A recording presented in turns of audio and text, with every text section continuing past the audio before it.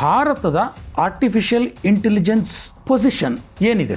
Artificial intelligence ಕ್ಷೇತ್ರವನ್ನು ನೋಡಿದಾಗ ಇದರ ಗುರಿ ಏನು? ಮನುಷ್ಯನಿಗಿಂತ ಇಂಟೆಲಿಜೆಂಟ್ ಆಗುತ್ತೆ ಅಂತ ಒಂದು ಪ್ರೊಡಿಕ್ಷನ್. ನಾವು ಇಂಟೆಲಿಜೆನ್ಸ್ ಡೆವಲಪ್ ಮಾಡ್ತಾ we will be as insignificant as cockroaches. 4 ಕ್ಷೇತ್ರಗಳಲ್ಲಿ ಮನುಷ್ಯನ ಬುದ್ಧಿವಂತಿಕೆಯನ್ನು ಮೀರಿಸ್ಬಿಟ್ಟಿದೆ. ಮನುಷ್ಯನಿಗಿಂತಲೂ ಎಷ್ಟೋ ಪಟ್ಟು ಬುದ್ಧಿವಂತ ಆಗ್ಬಿಡುತ್ತೆ AI ಟೆಕ್ನಾಲಜಿ ಅನ್ನುವಂಥ ಎಲ್ಲ ಕ್ಷೇತ್ರಗಳಲ್ಲಿ, ಒಂದು ನಾಟ್ಯ ಇರ್ಬೋದು, ಒಂದು ಕಲೆ ಇರ್ಬೋದು, ಎಲ್ಲ ಕ್ಷೇತ್ರಗಳಲ್ಲಿ ಮನುಷ್ಯನಷ್ಟು ಬುದ್ಧಿವಂತ ಆದಾಗ ಜನರಲ್ ಇಂಟೆಲಿಜೆನ್ಸ್ ಇದೆ. ಆರ್ಟಿಫಿಷಿಯಲ್ ಇಂಟೆಲಿಜೆನ್ಸ್ ಅಂತ ಬಂದ ತಕ್ಷಣ ಜಾಬ್ ಲಾಸ್ ಅನ್ನೋದು ಬಹಳ ದೊಡ್ಡ ಮಟ್ಟದಲ್ಲಿ ಆಗುತ್ತೆ. ಇದು ದೊಡ್ಡ ಅಪಾಯ ಭಾರತಕ್ಕೆ. ಒಂದು ಕಾಂಪ್ಲೆಕ್ಸಿಟಿ ಸಾಲ್ವ್ ಆದರೆ ಮತ್ತೊಂದು ಹೊಸದು ಓಪನ್ ಆಗ್ತಾ ಇದೆ. ಕೇವಲ ಜನಸಾಮಾನ್ಯ ಅಷ್ಟೇ ಅಲ್ಲ, ಈವನ್ ಎಕ್ಸ್ಪರ್ಟ್ಸು ಕೂಡ ಜಾಬ್ಗಳೆಲ್ಲ ಹೊರಟೋಗ್ಬಿಡುತ್ತೆ. ಸ್ನೇಹಿತರೆ ನಮಸ್ಕಾರ, ಹೊಸದಿಗಂತ ಡಿಜಿಟಲ್ ಚಾನಲ್ಗೆ ಸ್ವಾಗತ. ಇತ್ತೀಚೆಗೆ ಕಳೆದ 3-4 ದಿನಗಳಿಂದ ಅಥವಾ ಒಂದು ವಾರದಿಂದ ದೇಶದಲ್ಲಿ ಅತ್ಯಂತ ಹೆಚ್ಚು ಚರ್ಚೆ ಆಗ್ತಿರತಕ್ಕಂಥ ವಿಚಾರ ಅಂತಂದರೆ ಆರ್ಟಿಫಿಷಿಯಲ್ ಇಂಟೆಲಿಜೆನ್ಸ್. ಬಹುಶಃ ಇದಕ್ಕೆ ದೆಹಲಿಯಲ್ಲಿ ನಡೆದಂತಹ AI ಇಂಪ್ಯಾಕ್ಟ್ ಸಮಿಟ್ ಕೂಡ ಕಾರಣ. ಅದು ಬೇರೆ ಬೇರೆ ಕಾರಣಗಳಿಗೆ ಸುದ್ದಿ ಆಗ್ತಾ ಇದೆ. ಆದರೆ ವಾಸ್ತವವಾಗಿ AI ಸಮಿಟ್ ನಡೆದದ್ದು ಯಾಕೆ?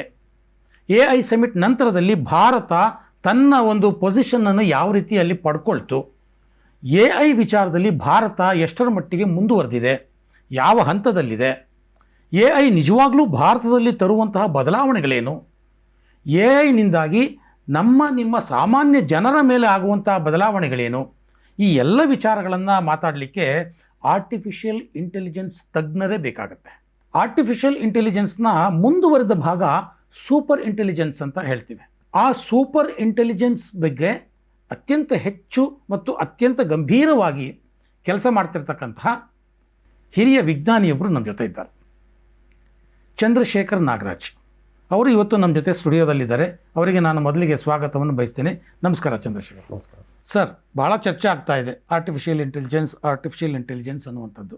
ನೀವು ಅದರ ಮುಂದುವರೆದ ಭಾಗವಾಗಿ ಸೂಪರ್ ಇಂಟೆಲಿಜೆನ್ಸ್ ಮೇಲೆ ಕೆಲಸ ಮಾಡ್ತಾ ಇದ್ದೀರಿ, ಅನೇಕ ಎಕ್ಸ್ಪರಿಮೆಂಟ್ಗಳನ್ನು ಮಾಡ್ತಾ ಇದ್ದೀರಿ. ಅದಕ್ಕೆ ಸಂಬಂಧಪಟ್ಟ ಹಾಗೆ ನಿಮ್ಮದೇ ಆದಂಥ ಒಂದು ಕಂಪ್ನಿಯನ್ನು ಸಹ ನೀವು ಹೊಂದಿದ್ದೀರಿ ಯುನೈಟೆಡ್ ಕಿಂಗ್ಡಮ್ನಲ್ಲಿ. ಬಹುಶಃ ನಾನು ಕೇಳ್ಪಟ್ಟ ಹಾಗೆ ಜಗತ್ತಿನ 5 ಕಂಪನಿಗಳ ಪೈಕಿ ಅಮೆರಿಕಾದಿಂದ ಹೊರಗಿರುವ ಏಕೈಕ ಕಂಪನಿ ನಿಮ್ಮದು. ಪಂಚಸೂತ್ರ ಲಿಮಿಟೆಡ್ ಅನ್ನುವಂಥದ್ದು ನಿಮ್ಮ ಕಂಪನಿಯ ಹೆಸರು. ಸೊ ನೀವೀಗಾಗಲೇ ಸಾಕಷ್ಟು ಈ ವಿಚಾರದಲ್ಲಿ ಅಧ್ಯಯನ ನಡೆಸಿದ್ದೀರಿ, ಎಕ್ಸ್ಪರಿಮೆಂಟ್ಗಳನ್ನ ನಡೆಸಿದ್ದೀರಿ.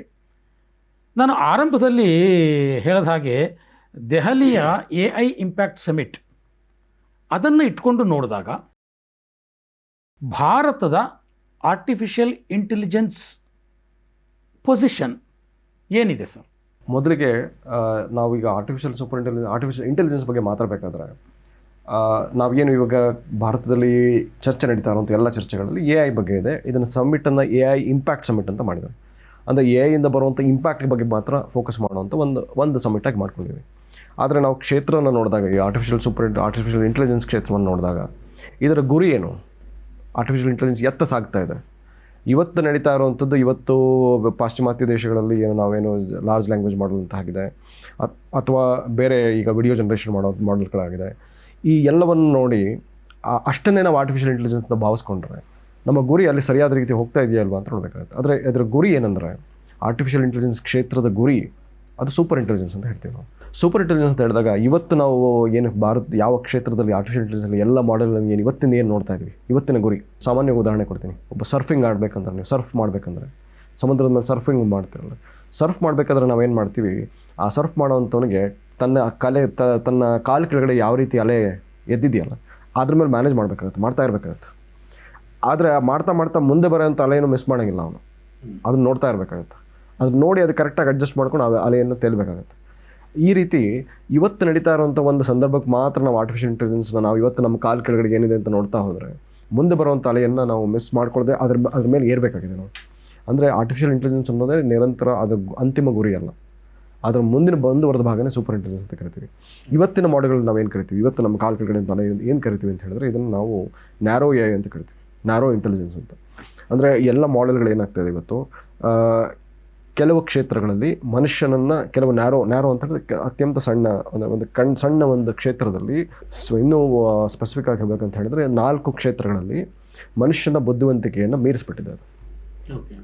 ಇನ್ನು ಎಲ್ಲ ಕ್ಷೇತ್ರಗಳಲ್ಲಿ ಮನುಷ್ಯನಷ್ಟು ಆಗಲಿಕ್ಕೆ ಪ್ರಯತ್ನ ಮಾಡ್ತಾ ಇದೆ. ಈ 4 ಕ್ಷೇತ್ರಗಳಲ್ಲಿ ಯಾವ ಕ್ಷೇತ್ರಗಳಲ್ಲಿ ಮೀರಿಸಿದೆ ಅಂತ ಹೇಳಿದ್ರೆ, ನಾವು for example chess. Stock fish ಅಂತ ಒಂದು ಆರ್ಟಿಫಿಷಿಯಲ್ ಇಂಟೆಲಿಜೆನ್ಸ್ ಪ್ರೋಗ್ರಾಮು. ಈ ನಾವು ಚೆಸ್ ಆಡಬೇಕಾದ್ರೆ ಚೆಸ್ಸಲ್ಲಿ ಮನುಷ್ಯರೇ ನಾವು ಟ್ರೈನಿಂಗ್ ಮಾಡಿದ್ದು, ಆರ್ಟಿಫಿಷಿಯಲ್ ಇಂಟೆಲಿಜೆನ್ಸ್ ಮಾಡೆಲ್ಗೆ ಮನುಷ್ಯರೇ ಟ್ರೈನಿಂಗ್ ಕೊಟ್ಟಿದ್ದು.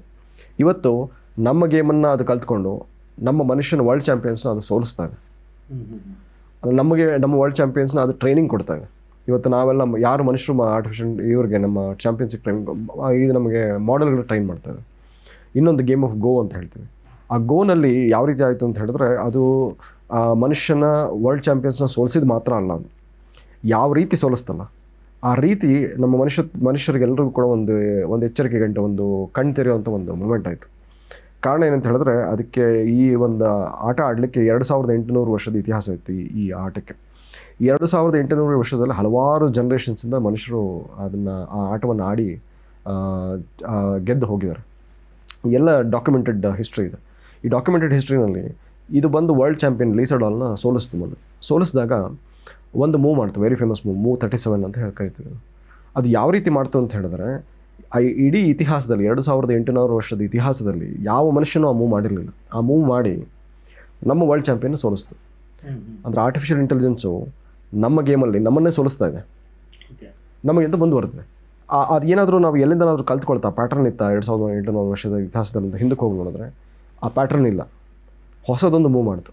ಅದರ ಅರ್ಥ ನಾವೇನು ಇವತ್ತು ಆರ್ಟಿಫಿಷಿಯಲ್ ಇಂಟೆಲಿಜೆನ್ಸ್ನ ಅರ್ಥ ಮಾಡ್ಕೊಳ್ಳೋಕೆ ಪ್ರಯತ್ನ ಮಾಡಬೇಕಾದ್ರೆ ನಾವು ಇದೇನು ಸ್ಟ್ಯಾಟಿಸ್ಟಿಕಲ್ಲು ಸುಮ್ಮನೆ ಪ್ರೆಡಿಕ್ಷನ್ ಅಷ್ಟೇ ಅಂತ ಹೇಳ್ತೀವಿ. ಲ್ಯಾಂಗ್ವೇಜ್ ಚಾಟ್ ಜಿಪಿಟಿಯನ್ನು ನೀವೇನಾದರೂ ಉಪಯೋಗಿಸಿದಾಗ ಸುಮ್ಮನೆ ಅದು ಮುಂದಿನ ಪದವನ್ನು ಪ್ರೆಡಿಕ್ಟ್ ಮಾಡ್ತಾ ಇದೆ, ಅದು ಬುದ್ಧಿವಂತ ಆಗಿಲ್ಲ ಅಂತ ಅಂದ್ಕೊಳ್ತೀವಿ.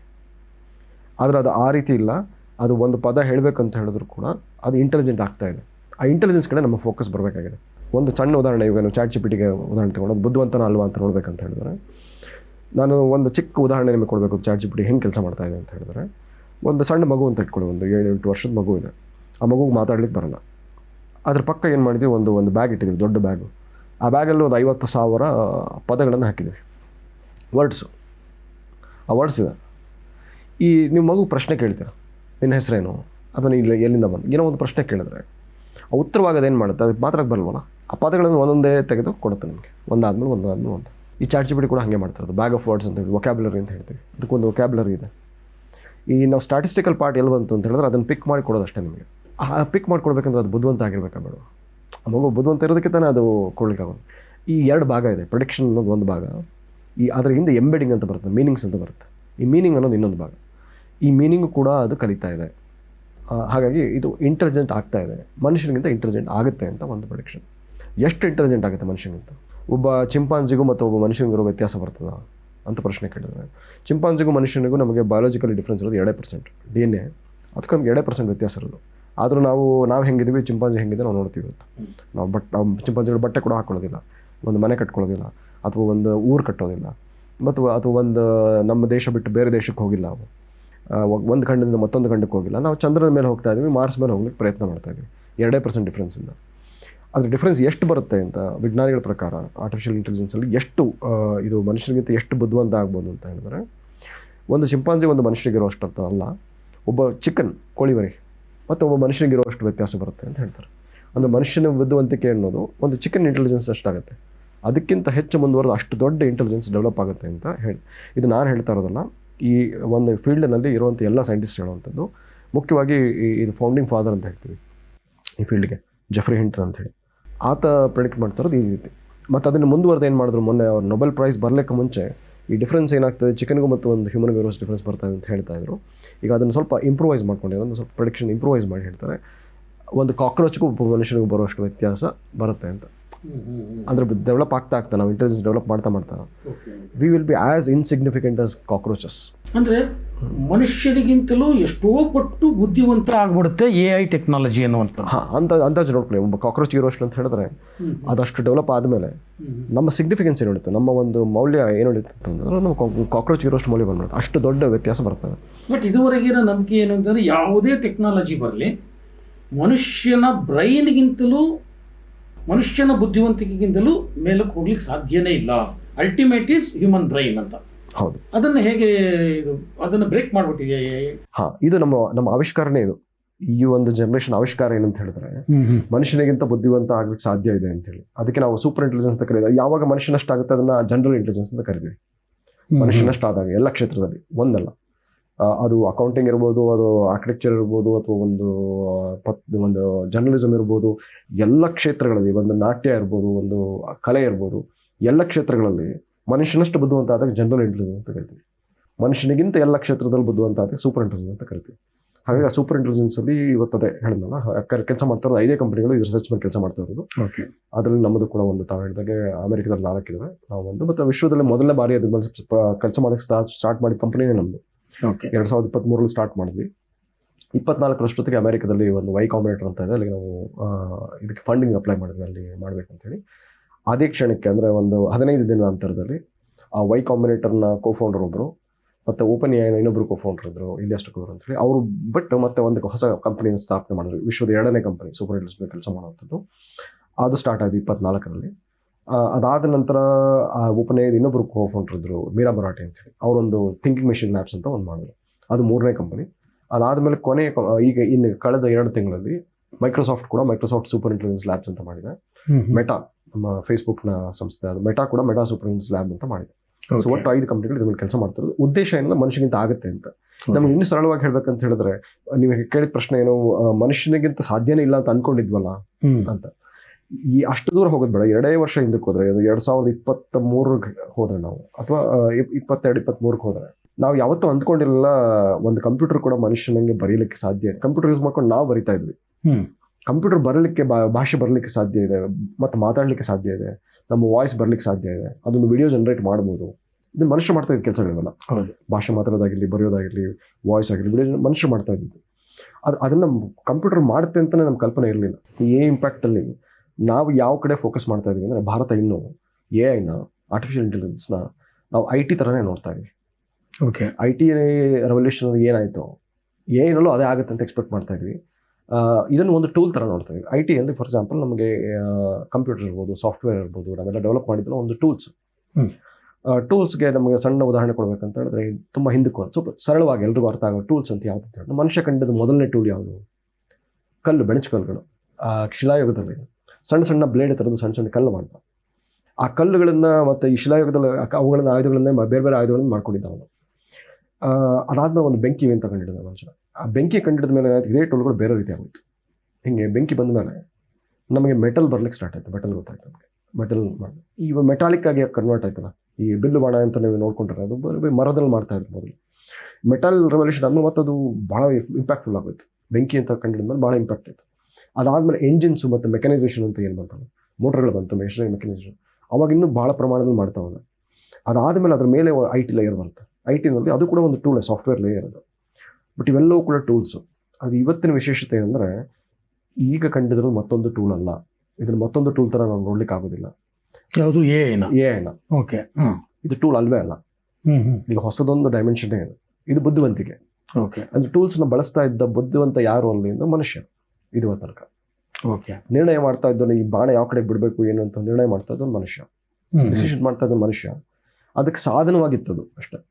ಓಕೆ. ಆದ್ರೆ ಇವಾಗ ಏನಾಗಿದೆ, ಇದು ಬುದ್ಧಿವಂತಿಕೆ ಕಡೆಗೆ ಎಲ್ಲ ಕಡೆ ಫೋಕಸ್ ನಡೀತಾ ಇರೋದು, ಬುದ್ಧಿವಂತಿಕೆಯನ್ನೇ ಡೆವಲಪ್ ಮಾಡ್ತಾ ಇರೋದು. ಆರ್ಟಿಫಿಷಿಯಲ್ ಇಂಟೆಲಿಜೆನ್ಸ್ ಅಂತ ಬಂದ ತಕ್ಷಣ ಸಾಮಾನ್ಯ ಜನರಲ್ಲಿರುವಂಥ ಒಂದು ನಂಬಿಕೆ ಅಥವಾ ಒಂದು ಆತಂಕ ಅಂತಂದರೆ, ಜಾಬ್ಸ್ ಎಲ್ಲ ಹೊರಟೋಗ್ಬಿಡುತ್ತೆ. ಟೀಚರ್ಸ್ ಜಾಬ್ ಹೋಗುತ್ತೆ, ಡಾಕ್ಟರ್ಸ್ ಜಾಬ್ ಹೋಗುತ್ತೆ, ಆಮೇಲೆ ಲಾಯರ್ಸ್ ಜಾಬ್ ಹೋಗುತ್ತೆ. ಯಾವ್ಯಾವ ಥರದ ಜಾಬ್ಸ್ ಇದೆಯೋ ಎಲ್ಲದಕ್ಕೂ AI ಬಂದ್ಬಿಡುತ್ತೆ. ಸೊ ಹಾಗಾಗಿ ಜಾಬ್ ಲಾಸ್ ಅನ್ನೋದು ಭಾಳ ದೊಡ್ಡ ಮಟ್ಟದಲ್ಲಿ ಆಗುತ್ತೆ. ಇದು ದೊಡ್ಡ ಅಪಾಯ ಭಾರತಕ್ಕೆ ಅಂತ ಒಂದು ಆತಂಕ ಇದೆ. ಈ ಆತಂಕಕ್ಕೆ ಯಾವ ಥರದ ಒಂದು ಉತ್ತರ ಇದೆ ಅಥವಾ ಯಾವ ಥರದ ಒಂದು ಆನ್ಸರ್ ಇದೆ ಎಐನಲ್ಲಿ? ಇದೆಯಾ ಅಥವಾ ಇಲ್ವಾ? ಉತ್ತರ ಅಂತೂ ಇದೆ. ಅದು ಈ ಇಂಪ್ಯಾಕ್ಟ್ ಸಮಿಟ್ ಇಂದ ಅದರಿಂದ ಏನು ಅದಕ್ಕೆ ಉತ್ತರ ಬರ್ತಾ ಇದೆಯಲ್ವಾ ಅಂತ ನೋಡಿದ್ರೆ, ಓಕೆ, ಇಲ್ಲಿ ಏನಾಗುತ್ತೆ, ನಮ್ಮ ಇಂಪ್ಯಾಕ್ಟ್ ಸಮಿಟ್ ಅಲ್ಲಿ ನಾವೇನು ಜನತೆಗೆ ಆರ್ಟಿಫಿಷಿಯಲ್ ಇಂಟೆಲಿಜೆನ್ಸ್ ಜನತೆಗೆ ಹೆಚ್ಚೆಚ್ಚು ತಲುಪಿಸೋದತ್ತ ಫೋಕಸ್ ಮಾಡ್ತಾ ಇದ್ದೀವಿ. ಓಕೆ, ಹೆಚ್ಚು ವೇಗವಾಗಿ ಹೆಚ್ಚೆಚ್ಚು ನಾವು ಆರ್ಟಿಫಿಷಿಯಲ್ ಇಂಟೆಲಿಜೆನ್ಸ್ ತಲುಪಿಸಿದಾಗ, ನೀವು ಹೇಳಿದಂಗೆ ಬಹಳಷ್ಟು ಜಾಬ್ ಹೋಗುತ್ತೆ ಅಲ್ಲ, ಜಾಬ್ ಡಿಸ್ರಪ್ಷನ್ಸ್ ಆಗುತ್ತೆ. ಡಿಸ್ರಪ್ಷನ್ಸ್ ಅಂತ ಹೇಳಿದ್ರೆ, ಈಗಿರುವಂಥ ಒಂದು ನಾವೇನು ರೇಟ್ ಆಫ್ ಚೇಂಜ್ ಇದೆಯಲ್ಲ, ಬದಲಾವಣೆ ತುಂಬ ಬೇಗ ಆಗುತ್ತೆ. ಈಗ ಆಟೋನಮಸ್ ವೆಹಿಕಲ್ ಬಂತು ಅಂತ ಇಟ್ಕೊಳ್ಳಿ. ಆಟೋನಮಸ್ ವೆಹಿಕಲ್ ಬಂದ್ರೆ ಎಲ್ಲ ಇಮಿಡಿಯೇಟ್ ಆಗಿ ಎಲ್ಲ ಒಂದು, ಈಗ ನಾವು ಅಮೆರಿಕದಲ್ಲಿ ಆಟೋನಮಸ್ ವೆಹಿಕಲ್ ಇವತ್ತು ಮಾಡಿದ್ರು, ನಾವು ಇಮಿಡಿಯೇಟ್ ಆಗಿ ನಾವು ತರಿಸ್ಕೊಂಡ್ಬಿಟ್ರಿ ಅಂತ ಇಟ್ಕೊಳ್ಳಿ. ನಮ್ಮ ಲಕ್ಷಾಂತರ ಜನ ಡ್ರೈವರ್ಸು ಓಲಾ ಊಬರ್ಗಳು ನಡೆಸುವಂಥವ್ರು ಇಮಿಡಿಯೇಟ್ ಆಗಿ ಈ ಒಂದು ಕ್ಯಾಬ್ಗಳು ಬಂದ್ಬಿಟ್ಟು ಅದು ಹೊರಟೋಗ್ಬಿಡುತ್ತೆ. ಓಕೆ, ಅಂದ್ರೆ ಆ ಇಂಪ್ಯಾಕ್ಟ್ ಏನಿದೆ, ಅದ್ರ ಒಂದು ಏನು ಪಾಸಿಟಿವ್ ನೆಗೆಟಿವ್ ಇಂಪ್ಯಾಕ್ಟ್ಸ್ ಇದೆ, ಭಾಳ ಬೇಗ ಭಾರತದ ಮೇಲೆ ಆಗುತ್ತೆ. ನಾವು ಅದನ್ನು ಅಪ್ಲಿಕೇಶನ್ ತಲುಪಿಸೋದ್ರ ಕಡೆಗೆ ನಾವು ಫೋಕಸ್ ಮಾಡಿದ್ರೆ ಜಾಬ್ ಲಾಸ್ ಅನ್ನುವಂಥದ್ದು ಎಲ್ಲ ಕ್ಷೇತ್ರಗಳಲ್ಲಿ ಆಗುವಂಥದ್ದೇ. ಆದರೆ ಹೇಳ್ತೀನಿ, ಅದಷ್ಟು ಭಯಪಡುವಂಥದ್ದೇನಿಲ್ಲ. ಜಾಬ್ ಲಾಸ್ ಅನ್ನುವಂಥದ್ದು ಕೇವಲ ಇನ್ನು ಬರುವಂಥ ಒಂದು 2-3 ವರ್ಷದಲ್ಲಿ ಅದು ಕಾಣುವಂಥ ಒಂದು ಡಿಸ್ಟ್ರಪ್ಷನ್ ಅಷ್ಟೇ, ಚೇಂಜ್ ಅಷ್ಟೇ. ಬಟ್ ಹೊಸ ಜಾಬ್ಗಳು ಇದರಲ್ಲಿ ಕ್ರಿಯೇಟ್ ಆಗಿದೆ. ಯಾಕೆಂದರೆ ನಾನು ಜನರಲ್ ಆಗಿ ಮಾತಾಡುವಾಗ ಸಾಮಾನ್ಯ ಜನಗಳ ಒಂದು ದಿನನಿತ್ಯ ಇದೇ ಮಾತು. ಈಗ ಮಕ್ಕಳಿಗೆಲ್ಲ ಆ್ಯಪ್ ಇಟ್ಕೊಂಡು ಬಿಡ್ತಾರೆ, ಆ್ಯಪ್ ಇಟ್ಕೊಂಡು ಅವರು ಓದೋಕ್ಕೆ ಶುರು ಮಾಡ್ತಾರೆ. ಟೀಚರ್ಸ್ ಕೆಲಸನೇ ಇಲ್ದಂಗೆ ಆಯಿತು. ಡಾಕ್ಟರ್ಸ್ಗೂ ಅಷ್ಟೇ ಯಾವುದೋ ಒಂದು ಆ್ಯಪ್ ಡೌನ್ಲೋಡ್ ಮಾಡ್ಕೋತಾರೆ, ನನಗೆ ತಲೆನೋವು ಬಂದಿದೆ, ನಾನು ಇನ್ನೊಂದು ಬಂದಿದೆ, ಇನ್ನು ಮತ್ತೊಂದು ಬಂದಿದೆ, ಅದೇನೋ ಆನ್ಸರ್ ಕೊಡುತ್ತೆ. ಡಾಕ್ಟರ್ ಶಾಪ್ಗೆ ಹೋಗೋದೇ ಇಲ್ಲ. ಇನ್ನು ಲೀಗಲಲ್ಲಂತೂ ಲೀಗಲ್ ಕನ್ಸಲ್ಟೆನ್ಸಿಗಳು ಸಾಕಷ್ಟು ಪ್ರಮಾಣದಲ್ಲಿ ಆಗೋಗ್ಬಿಡುತ್ತೆ. ಸೊ ಈ ಥರ ಹೋದಂಗೆ ಆಲ್ಟರ್ನೇಟಿವ್ ಯಾವ ರೀತಿಯ ಆಲ್ಟರ್ನೇಟ್ ಜಾಬ್ಗಳು ಹುಟ್ಕೊಳ್ತವೆ ಅಂತ ಇದಕ್ಕೊಂದು ಇದಿದೆ. ಆ್ಯಕ್ಚುಲಿ ಇದು ಬರೀ ಆತಂಕ ಅಷ್ಟೇ, ಇದು ಸತ್ಯ ಅಲ್ಲ. ಜಾಬ್ಗಳು ಹೊರಟೋಗುತ್ತೆ ಅಂತ ಹೇಳೋದು ಇದನ್ನ ಜಾಬ್ಗಳು ಹೋಗೋದೇ ಇಲ್ಲ ಅಂತನಾ ಅಥವಾ ಹೋಗುತ್ತೆ? ಅದ್ರ ಪರ್ಸ್ಪೆಕ್ಟಿವ್ ಹೇಳ್ತೀನಿ ನೋಡಿ. ಪರ್ಸ್ಪೆಕ್ಟಿವ್ ಫಾರ್ ಎಕ್ಸಾಂಪಲ್, ಎಲ್ಲರೂ ಕೂಡ ನಾವೊಂದು ರೆವಲ್ಯೂಷನ್ ಹಿಂದಕ್ಕೆ ಹೋಗೋಣ, ಒಂದು 2-3 ರೆವಲ್ಯೂಷನ್ ಹಿಂದಕ್ಕೆ ಹೋದಾಗ ಮೊದಲನೇ ರೆವಲ್ಯೂಷನ್ ತಗೋಣ. ಯಾರೋ ಒಬ್ಬ ಮನುಷ್ಯ ಅಗ್ರಿಕಲ್ಚರ್ ಅಂತ ಕಂಡಿಡಿದ, ಈಗ ಭೂಮಿಯಲ್ಲಿ ಉಳುಮೆ ಮಾಡಬೇಕು, ನಾ ಇಲ್ಲೇ ಫುಡ್ ತೆಗಿಬೋದು ಅಂತ. ಅಲ್ಲಿ ಅಗ್ರಿಕಲ್ಚರ್ ಕಂಡಿಡಿಯೋಕ್ಕೆ ಮುಂಚೆ ಏನಾಗ್ತಾ ಇತ್ತು, ಮನುಷ್ಯರದು ಜಾಬ್ಗಳು ಏನಿತ್ತು, ಮನುಷ್ಯರದ್ದು ಎಲ್ಲರೂ ಜಾಬ್ ಏನಿತ್ತು ಅಂದ್ರೆ ಫುಡ್ಗೆ ಹುಡ್ಕೊಂಡು ಹೋಗ್ತಾ ಇದ್ರು. ಕಾಡುಗಳಲ್ಲಿ ಹಣ್ಣು ಹಂಪಲನ್ನ ಹುಡ್ಕೊಂಡು ಹೋಗ್ಬೇಕಾಗಿತ್ತು. ನೀವು ಬೆಳಿಲಿಕ್ಕೆ ಮುಂಚೆ ಬೇಟೆ ಆಡ್ಲಿಕ್ಕೆ ಮನುಷ್ಯ ಹೋಗ್ಬೇಕಾಗಿತ್ತು. ಅಂದ್ರೆ ಒಂದೊಂದು ಸಣ್ಣ ಹಳ್ಳಿ ಅಂತ ಅನ್ಕೊಂಡ್ರೆ, ಹಳ್ಳಿನಲ್ಲಿ ಇವನು ಅಗ್ರಿಕಲ್ಚರ್ ಕಂಡಿಡಿದ ತಕ್ಷಣ ಇವನು ಅನ್ಕೊಂಡ ಎಲ್ರಿಗೂ ಕೂಡ ಏನು ಜಾಬು, ಹಣ್ಣು ತೆಗೆದುಕೊಂಡು ಹೋಗ್ಬೇಕು, ಇದನ್ನು ತೆಗೆದುಕೊಂಡು ಹೋಗ್ಬೇಕು, ಬೇಟೆ ಹೊಡ್ಕೊಂಡು ಹೋಗ್ಬೇಕು. ಈಗ ನಾ ಅಗ್ರಿಕಲ್ಚರ್ ಇಲ್ಲೇ ಮಾಡಿಬಿಟ್ರೆ ಏನಾಗುತ್ತೆ, ಇಲ್ಲೇ ಬೆಳಿತೀವಿ, ಎಲ್ಲರದ್ದು ಜಾಬ್ ಹೋಯ್ತಾ? ಹಣ್ಣು ಹುಡ್ಕೋಗೋ ಜಾಬ್ ಹೋಯ್ತು, ಕೆಲಸ ಮಾಡೋ ಜಾಬ್ ಹೋಯ್ತು. ಬೇಟೆ ಆಡೋಕೆ ಏನು ಮಾಡುತ್ತೆ, ಪ್ರಾಣಿಗಳು ಇಲ್ಲೇ ಬರುತ್ತೆ, ನಾ ಇಲ್ಲೇ ಬೇಟೆ ಆಡ್ಬೋದು ಅಂತ ಅನ್ಕೊಂಡ್ವಿ. ಅಂದರೆ ಅವನಿಗೆ ಏನು ಅನ್ಕೊಂಡ, ಬೇರೆ ಮುಂದಕ್ಕೆ ಮನುಷ್ಯ ಕೆಲಸನೇ ಇರಲ್ಲ ಅಂತ. ಭಾಳಷ್ಟು ಜನ ಹಿಂಗೆ ಯೋಚನೆ ಮಾಡ್ತಾರೆ. ಕೇವಲ ಜನಸಾಮಾನ್ಯ ಅಷ್ಟೇ ಅಲ್ಲ, ಈವನ್ ಎಕ್ಸ್ಪರ್ಟ್ಸು ಕೂಡ, ನಮ್ಮ ಒಂದು ಕೆಲವು ಲೀಡಿಂಗ್ ಒಂದು ಎಕ್ಸ್ಪರ್ಟ್ಸ್ ಗ್ರೂಪ್ ಬಿಟ್ರೆ ಬೇರೆಲ್ಲರೂ ಕೂಡ ಯೋಚನೆ ಮಾಡೋದ್ರಿಂದ ಜಾಬ್ಗಳೆಲ್ಲ ಹೊರಟೋಗ್ಬಿಡುತ್ತೆ. ಈವನ್ ಬಿಲ್ ಗೇಟ್ಸು ಕೂಡ ಮೊನ್ನೆ ಒಂದು ಹೇಳಿದ್ರು ಅನ್ಸುತ್ತೆ, ಒಂದು 3 ದಿನ ವರ್ಕ್ ಮಾಡಬೇಕಾಗತ್ತೆ, ನೀವು 3 ದಿನ ಸಾಕು ವಾರದಲ್ಲಿ ವರ್ಕ್ ಮಾಡಿದ್ರೆ. ಇಲಾನ್ ಮಸ್ಕ್ ಏನು ಹೇಳ್ತಾರೆ, ನೀವು ವರ್ಕ್ ಈಸ್ ಆಪ್ಷನಲ್ ಅಂತ. ಓಕೆ, ವರ್ಕ್ ಮಾಡೋದೇ ಅಗತ್ಯ ಇಲ್ಲ ಅಂತ. ಆಪ್ಷನಲ್, ಬೇಕಂದ್ರೆ ಖುಷಿ ಆದ್ರೂ ಮಾಡಿ, ಇಲ್ಲಾಂದ್ರೆ ಬಿಟ್ಬಿಡಿ ಅಂತ ಈ ಹಂತಕ್ಕೆ ಹೇಳ್ತಾ ಇದ್ದಾರೆ. ಬಟ್ ಅದು ಸತ್ಯ ಅಲ್ಲ. ನೋಡಿದ್ರೆ ಇವು ಮತ್ತೆ ನಾವು ಅಗ್ರಿಕಲ್ಚರ್ ಎಕ್ಸಾಂಪಲ್ ತೊಗೊಂಡ್ರೆ, ಅಗ್ರಿಕಲ್ಚರ್ ಕಂಡಿದ್ದವನು ಏನು ಅನ್ಕೊಂಡ, ಅವನು ಮತ್ತೆ ಎಲ್ಲರೂ ಜಾಬೇ ಇರೋಲ್ಲ ಅನ್ಕೊಂಡ. ಬಟ್ ಏನಾಯಿತು, ಒಂದೊಂದು ಕ್ಷೇತ್ರದಲ್ಲಿ ಅವ್ರ ಅಗ್ರಿಕಲ್ಚರೇ ಒಂದು ಜಾಬ್ ಆಯಿತು. ಮೊದಲನೇ ಎರಡನೇದು ಅಗ್ರಿಕಲ್ಚರ್ ಅನ್ನೋದೇ ಒಂದು ಹೊಸ ಜಾಬ್ ಆಗೋಯ್ತು ಎಲ್ಲರಿಗೂ. ಇವತ್ತು ಶೇಕಡ ಭಾರತದಲ್ಲಿ ನೋಡಿದ್ರೆ ಎಷ್ಟು ಪರ್ಸೆಂಟ್ ಇದೆ, ಒಂದು 60%ಗಿಂತ ಹೆಚ್ಚು ಜನ ಅಗ್ರಿಕಲ್ಚರಲ್ಲೇ ಜಾಬಲ್ಲಿ ಇದ್ದಾರೆ. ಇವತ್ತು ಅಗ್ರಿಕಲ್ಚರ್ ಒಂದು ಹೊಸ ಜಾಬ್ ಆಗೋಯ್ತಲ್ಲ, ಅದ್ರಲ್ಲಿ ಬ್ಯುಸಿ ಇರ್ತಾರೆ. ಅದಷ್ಟೇ ಅಲ್ಲ, ಒಂದು ಕಡೆ ಬೆಳೆದಿದ್ದ ಬೆಳೆ ಮತ್ತೊಂದು ಕಡೆ ಲಭ್ಯ ಇರಲಿಲ್ಲ. ಈ ಮಣ್ಣಲ್ಲಿ ಬೆಳೆಯೋದು ಬೇರೆ ಕಡೆ ಮಣ್ಣಲ್ಲಿ ಬೆಳೆಯೋಕ್ಕಾಗ್ತಿಲ್ಲ. ಟ್ರೇಡಿಂಗ್ ಅಂತ ಸ್ಟಾರ್ಟ್ ಆಯಿತು. ಆ ಟ್ರೇಡಿಂಗಲ್ಲಿ ಎಷ್ಟು ಜನ ಬ್ಯುಸಿ ಇದ್ರು ಇವತ್ತು? ಟ್ರೇಡ್ ಸ್ಟಾರ್ಟ್ ಆಯಿತು. ಆ ಟ್ರೇಡ್ ಆದಮೇಲೆ ಇಂಡಸ್ಟ್ರಿಯಲ್ ರೆವಲ್ಯೂಷನ್ ಅಂತ ಬಂತು. ಅಂದರೆ ಆ ಟ್ರೇಡಿಂಗ್ ಆಗ್ತಾ ರಾ ಮೆಟೀರಿಯಲ್ಸ್ ಎಲ್ಲ ಯಾವಾಗ ಜಾಸ್ತಿ ಆಯಿತು, ಅದ್ರ ಮಷಿನ್ಸ್ ಮ್ಯಾನುಫ್ಯಾಕ್ಚರ್ ಮಾಡ್ತಾ ಒಂದು ದೊಡ್ಡ ರೆವಲ್ಯೂಷನ್ ನೋಡಿದ್ವಿ. ಅಂದ್ರೆ ಅರ್ಥ, ಒಂದು ಹಂತದ ಸಮಸ್ಯೆಯನ್ನು ನಾವು ಬಗೆಹರಿಸಿದಾಗ ಹೊಸ ಹಂತದ ಒಂದು ಕಾಂಪ್ಲೆಕ್ಸಿಟಿನ ನಾವು ಹ್ಯಾಂಡಲ್ ಮಾಡ್ತಾ ಹೋಗ್ತೀವಿ. ಹೊಸ ಟೂಲ್ಗಳನ್ನು ನಾವು ಇನ್ವೆಂಟ್ ಮಾಡ್ತಾ ಹೋಗ್ತೀವಿ. ಇದೇ ರೀತಿ ಒಂದು ಕಾಂಪ್ಲೆಕ್ಸಿಟಿ ಸಾಲ್ವ್ ಆದರೆ ಮತ್ತೊಂದು ಹೊಸದು ಓಪನ್ ಆಗ್ತಾ ಇರುತ್ತೆ. ಇವತ್ತು ನಾವು ನೋಡಿದ್ರೆ ಆ ಕಾಡಿಗೆ ಹೋಗ್ತಾ ಇದ್ದ ಜನಕ್ಕಿಂತ ಇವತ್ತು ನಾವು ಬ್ಯುಸಿ ಇದ್ದೀವಿ. ಕಂಪ್ಯೂಟರ್ಗಳು ಬಂದಾಗ ಅನ್ಕೊಂಡ್ರೆ ಎಲ್ಲ ಜಾಬ್ಗಳು ಹೊರಟೋಗುತ್ತೆ. ಬಟ್ ಇಂಡಸ್ಟ್ರಿಯಲ್ ರೆವಲ್ಯೂಷನ್ ಬಂದಾಗ ಎಲ್ಲ ಜಾಬ್ಗಳು ಹೊರಟೋಗುತ್ತೆ, ನಾವು ಇನ್ನೂ ಎಲ್ಲ ಫ್ರೀ ಆಗ್ಬಿಡ್ತೀವಿ ಅಂತ ಅನ್ಕೊಂಡು. ಬಟ್ ಇನ್ನೂ ಬ್ಯುಸಿ ಆದ್ವಿ. ಸೊ ಹಂಗೆ ಹೋಗ್ತಾ ಬ್ಯುಸಿ ಆಗ್ತಾನೆ ಹೋಗ್ತೀವಿ. ಬಡವರಿಗೆ ಇಂದ ಅನುಕೂಲ ಆಗುತ್ತೆ ಅಂತ. ಸಪೋಸ್ ರೈತರಿಗೆ ಅವ್ರಿಗೆ ಬೇಕಾದಂಥ ಸಲಹೆಗಳು ಸಿಗ್ತವೆ, ಬೇಕಾದಂಥ ಅವರ ಹೊಲ ಗದ್ದೆಗಳಲ್ಲೇ ಅವರಿಗೆ ಎಲ್ಲ ರೀತಿಯ ಒಂದು ಮಾರ್ಗದರ್ಶನ ಸಿಗುತ್ತೆ. ಯಾವ್ಯಾವ ಬೆಳೆ ಯಾವ್ಯಾವ ಸಂದರ್ಭದಲ್ಲಿ ಹಾಕಬೇಕು ಅದೆಲ್ಲವೂ ಇಂದ ಸಿಕ್ಬಿಡುತ್ತೆ. ಅವರೆಲ್ಲೋ ಹುಡ್ಕೊಂಡು ಹೋಗಬೇಕಾಗಿಲ್ಲ ಅಲ್ವಾ? ಒಂದು. ಎರಡನೇದು ಡಾಕ್ಟರ್ಸು, ರಾತ್ರಿ ಯಾವಾಗಲೂ ಆರೋಗ್ಯ ಕೆಡುತ್ತೆ, ಹುಡ್ಕೊಂಡು ಹೋಗ್ಬೇಕಾಗಿಲ್ಲ. ಆ್ಯಪ್ ಓಪನ್ ಮಾಡ್ಕೊಂಡು ಏನು ಕೇಳಿದ್ರೆ ಅಲ್ಲಿ ಕೊಟ್ಬಿಡುತ್ತೆ. ಅದು ಆಲ್ಮೋಸ್ಟ್ ಫ್ರೀ ಆಫ್ ಕಾಸ್ಟ್ ಅಂತ ಅಂದ್ಕೊಳ್ಳಿ, ಬೇರೆದು ಹೋಲಿಸ್ಕೊಂಡ್ರೆ. ಈವನ್ ಎಜುಕೇಷನ್ ಕೂಡ ಅಷ್ಟೇ. ಏನೋ ಪ್ರಾಬ್ಲಮ್ ಆಯಿತು, ಏನೋ ಸಾಲ್ವ್ ಮಾಡೋಕ್ಕಾಗ್ತಿಲ್ಲ, ಇನ್ನೇನೋ ಆಗ್ತಿಲ್ಲ, ತಕ್ಷಣ ಕೊಟ್ಬಿಡುತ್ತೆ. ಈಗ ಅಂದರೆ ಟ್ಯೂಷನ್ಗೆ ನಿನಗೆ 1 ಲಕ್ಷ ರೂಪಾಯಿ 2 ಲಕ್ಷ ರೂಪಾಯಿ ಫೀಸ್ ಕಟ್ಟಬೇಕು. ಅದರಲ್ಲಿ 2,000 3,000 ಒಂದು ಆ್ಯಪ್ ಡೌನ್ಲೋಡ್ ಮಾಡ್ಕೊಂಬಿಟ್ರೆ ಸಬ್ಸ್ಕ್ರೈಬ್ ಆಗಿಬಿಟ್ರೆ ಆಗೋಗ್ಬಿಡುತ್ತೆ. ಸೊ ಎಲ್ಲವೂ ಸಹ ಈ ರೀತಿ ಇಂಪ್ಯಾಕ್ಟು ಭಾಳ ಬಡವರಿಗಂತೂ ಖಂಡಿತವಾಗಿ ಇದರಿಂದ ಹೆಲ್ಪ್ ಆಗುತ್ತೆ ಅನ್ನುವಂಥದ್ದು ನಾವು ಕೇಳ್ತಿರುವಂಥದ್ದು, ನೋಡ್ತಿರುವಂಥದ್ದು. ಜೊತೆಗೆ ಇರುವಂಥ ಆತಂಕ ಏನು ಅಂತಂದರೆ, ಭಾರತ ಎಗೈನ್ ತನ್ನದೇ ಆದಂಥ ಅಪ್ಲಿಕೇಶನ್ನ ಕ್ರಿಯೇಟ್ ಮಾಡ್ಕೊಳ್ದಲೆ ಎಗೈನ್ ಗೂಗಲ್ಲು, ಮೈಕ್ರೋಸಾಫ್ಟು, ಇನ್ಯಾವುದೋ ಮೆಟಾ, ಇವರಿಗೆ ಸರ್ವಿಸ್ ಪ್ರೊವೈಡರ್ ಆಗೇ ಇರಬೇಕಾಗುತ್ತಾ, ನಮ್ಮ ಇಂಟೆಲಿಜೆನ್ಸ್ ಎಲ್ಲ ಅಲ್ಲಿಗೆ ಹೋಗ್ಬಿಡುತ್ತಾ ಅಂತ. ನಾಟ್ ಓನ್ಲಿ ಸರ್ವಿಸ್ ಪ್ರೊವೈಡರ್, ನಾವು ಕನ್ಸ್ಯೂಮರ್ಸ್ ಆಗಿ ದೊಡ್ಡ ಭಾರತದ ಇವತ್ತು ದೊಡ್ಡ ಕನ್ಸ್ಯೂಮರ್ ಮಾರ್ಕೆಟ್. ನೀವು ಹೇಳ್ದಂಗೆ ಬಡತನ ಭಾಳ ಜನಕ್ಕೆ ಭಾಳ ಹೆಲ್ಪ್ ಆಗುತ್ತೆ. ಹೌದು. ಅದ್ರ ಜೊತೆಗೆ ಕೊಂಡ್ಕೊಳಕ್ಕೆ ಯಾರಿದ್ದಾರೆ, ಕೊಂಡ್ಕೊಳಕ್ಕೆ ಯಾರಿದ್ದಾರೆ ಇಡೀ ವಿಶ್ವದಲ್ಲಿ ನೋಡಿದ್ರೆ 1/3 ಆಲ್ಮೋಸ್ಟ್ 33% ಪಾಪ್ಯುಲೇಷನ್ ಭಾರತದ್ದು, ಇನ್ನೊಂದು 33% ಚೈನಾದು. 1/3 ಚೈನಾ, 1/3 ಭಾರತ. ಇದ್ರಲ್ಲಿ 1/3 ಚೈನಾ ಆಲ್ರೆಡಿ ತನ್ನ ಮಾಡೆಲ್ಗಳು ಮಾಡ್ಕೊಂಡಿದೆ. ತಾನು ಅದಕ್ಕೆ ಯಾರು ಅಮೆರಿಕದ ಬೇಕಾಗಿಲ್ಲ, ಅಮೆರಿಕ ಚಿಪ್ಸ್ ಬೇಕಾಗಿಲ್ಲ. ಎನ್ವಿಡಿಯಾ ಚಿಪ್ಸ್ ಬೇಕಂತ ಹೇಳಿದ್ರೆ ಚೈನಾ ಬ್ಯಾನ್ ಮಾಡ್ತದೆ ಅಂತ ಹೇಳಿ. ಅದು 1/3 ಮಾರ್ಕೆಟ್ ಇಸ್ ಗಾನ್. ಇವತ್ತು ಇಡೀ ವಿಶ್ವ ನಮ್ಮ ಕಡೆ ಯಾಕೆ ತಿರುಗಿ ನೋಡ್ತು, ಅಷ್ಟೆಲ್ಲ CEOs ನಮಗೆ ಭಾರತಕ್ಕೆ ಯಾಕೆ ಬಂದರು ಅಂತ ಹೇಳಿದ್ರೆ ಅವ್ರ ಅಪ್ಲಿಕೇಶನ್ ಸೆಲ್ ಮಾಡೋಕ್ಕಿದೆ ಇರೋದು ಮಾರ್ಕೆಟ್. ಕೊಂಡ್ಕೊಳ್ಳೋರೆ ನಾವು, ಕನ್ಸ್ಯೂಮರ್ಸ್ ನಾವು. ಓಕೆ.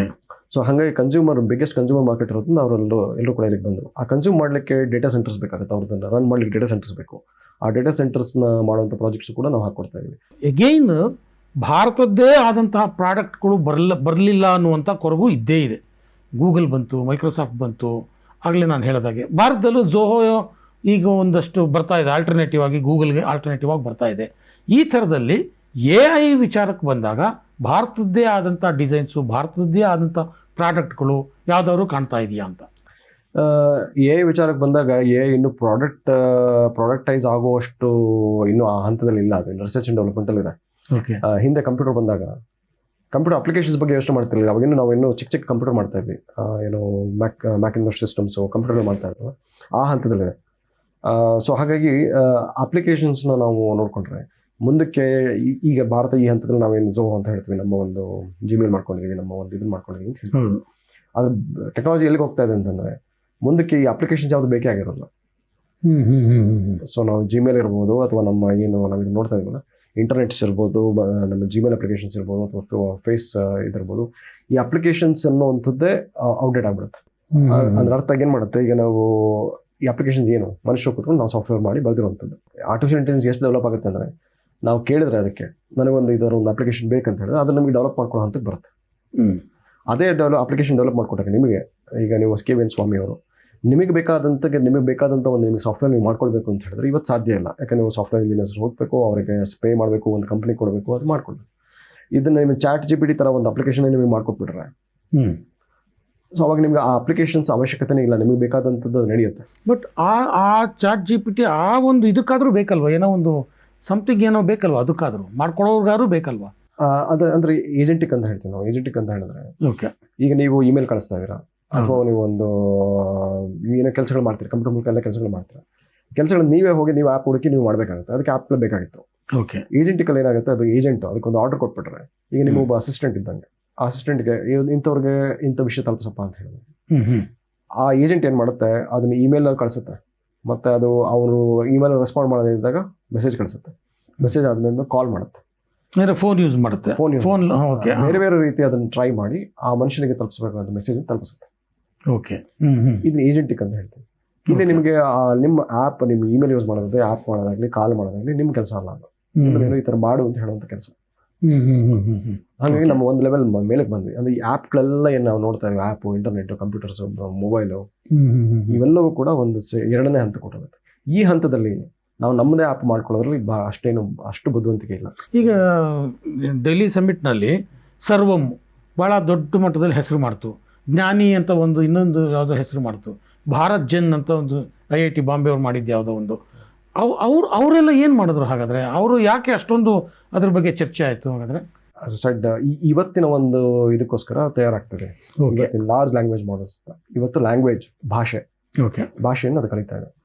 ನಮ್ಮ ಒಂದು ಉದ್ದೇಶ ಅಂದರೆ ಸ್ಮಾಲ್ ಲ್ಯಾಂಗ್ವೇಜ್ ಮಾಡಲ್ ಭಾರತಕ್ಕೋಸ್ಕರ ಒಂದು ಸ್ಮಾಲ್ ಲ್ಯಾಂಗ್ವೇಜ್ ನಾವು ಮಾಡ್ಕೊಳ್ತೀವಿ. ಸ್ಮಾಲ್ ಲ್ಯಾಂಗ್ವೇಜ್ ಮಾಡಲು ಅವೆಲ್ಲವೂ ಕೂಡ ಇಂಗ್ಲೀಷ್ನಲ್ಲಿದ್ದರೆ ನಾವು ಕನ್ನಡ, ಬೆಂಗಾಲಿ ಮತ್ತು ಬೇರೆ ಬೇರೆ ಭಾಷೆಯಲ್ಲಿ ನಮ್ಮ ಒಂದು ಸರ್ವಿಸ್ ಕೊಡಲಿಕ್ಕೆ ನಮ್ಮದು ಒಂದು ಸ್ಪೆಷಲೈಸ್ಡ್ ಲ್ಯಾಂಗ್ವೇಜ್ ಮಾಡಲ್ಸ್ ನಾವು ಮಾಡಿಕೊಂಡು ನಾವು ಮಾಡ್ತೀವಿ ಅಂತ ನಡೀತಾ ಇದೆ. ಆದರೆ ಈ game is not about language. Game is not about language. It's also language model ಬಗ್ಗೆನೂ ಅಲ್ಲ. ಮಾಡೆಲ್ ಅಂದರೆ it's A representation of knowledge. But intelligence ಬಗ್ಗೆ ಗೇಮ್ ಇರೋದು. ಸೊ ಈ ನಾವು ನಮ್ಮದೇ ಆದ ಅಂದರೆ ಇದು ಮಾಡೋದು ಸರಿ ಇದೆ, ನಮ್ಮದೇ ಆದ ಮಾಡೆಲ್ಗಳು ಮಾಡ್ಕೊಂಡಿದ್ದು ಸರಿ ಇದೆ. ಬಟ್ ಆದರೆ ಓವರ್ ಆಲ್ ಗುರಿ ಏನಿದೆಯಲ್ಲ ಅದು ನಮ್ಮ ಮಾಡೆಲ್ಗಳು ಮಾಡಲಿಕ್ಕಾಗಲಿ ಅಥವಾ ನಮ್ಮ ಲ್ಯಾಂಗ್ವೇಜ್ ಮಾಡಲಿಕ್ಕಾಗಲಿ ಆಗಿರಬಾರ್ದು. ಗೋಲ್ ಬೇರೆ ಇದೆ. ಗೋಲು ಸೂಪರ್ ಇಂಟೆಲಿಜೆನ್ಸ್ ಡೆವಲಪ್ ಮಾಡೋ ಕಡೆ ನಮ್ಮ ಗುರಿ ಇರಬೇಕು. ಆ ಗುರಿ ಇನ್ನೂ ಬಂದಿಲ್ಲ ಭಾರತದಲ್ಲಿ. ನಾವು ಇವು ಮೂರನ್ನು ತಗೊಂಡ್ರು ಕೂಡ, ನಮ್ಮ ಭಾರತದ ಇಂಟೆಲಿಜೆನ್ಸ್ ತಗೊಂಡ್ರು ಕೂಡ ಯಾವತ್ತೂ ಗುರಿ ವಿಶಾಲವಾಗಿರಬೇಕು, ಎತ್ತರದ ಗುರಿ ಇರಬೇಕು. ಎತ್ತರದ ಗುರಿ ಇಟ್ಟಾಗ ಸ್ವಲ್ಪ ಕಡಿಮೆ ಆದರೂ ನಾವು ಅಚೀವ್ ಮಾಡ್ತೀವಿ. ಓಕೆ. ನಮ್ಮ ಗುರಿನೇ ನಾವು ಕಡಿಮೆ ಇಟ್ಕೊಂಡ್ಬಿಟ್ರೆ ಆ ಒಂದು ಮೋಟಿವೇಶನ್ ಏನಿದೆಯಲ್ಲ, ಆಂಬಿಷನ್ ತುಂಬಾ ದೊಡ್ಡದಾಗಿದೆ. ಎ ಇಂಪ್ಯಾಕ್ಟ್ ಸಮಿಟಲ್ಲಿ ಬಂದಂತ ಆಂಬಿಷನ್ ಏನಿದೆ, ಆಂಬಿಷನ್ ತುಂಬಾ ದೊಡ್ಡದಾಗಿದೆ. ಭಾರತ ಲೀಡರ್ ಆಗಬೇಕು ಅನ್ನೋ ಒಂದು ಉದ್ದೇಶದಲ್ಲಿ ಎಲ್ಲ ದೇಶದವ್ರನ್ನ ಕರೆಸಿ ಒಂದು ಉದ್ದೇಶದಿಂದ ಮಾಡಿದೀವಿ. ಆದ್ರೆ ಗುರಿ ಏನಿದೆ, ಗುರಿ ನಾವು ಸಣ್ಣ ನಮ್ಮದೊಂದು ಲ್ಯಾಂಗ್ವೇಜ್ ಮಾಡೋಣ, ನೀವು ದೊಡ್ಡದು ಮಾಡಿ ನಾವು ಸ್ಮಾಲ್ ಲ್ಯಾಂಗ್ವೇಜ್ ಮಾಡ್ತೀವಿ. This is not gone cut. ನಮ್ಮ ಗುರಿ ಏನಿರಬೇಕು, ನೀವು ಏನು ಸೂಪರ್ ಇಂಟೆಲಿಜೆನ್ಸ್ ಮಾಡ್ಲಿಕ್ಕೆ ಹೊರಟಿದ್ದೀರಾ, ಅದಕ್ಕೆ ಮುಂಚೆ ಭಾರತ ಮಾಡ್ತೀವಿ ಅಂತ ಬರಬೇಕು. ನಾವು ಜನರಲ್ ಇಂಟೆಲಿಜೆನ್ಸ್, ನೀವು ಜನರಲ್ ಇಂಟೆಲಿಜೆನ್ಸ್ ಕಡೆಗೆ ನಮ್ಮ ಗುರಿ ಹೋಗ್ಬೇಕು.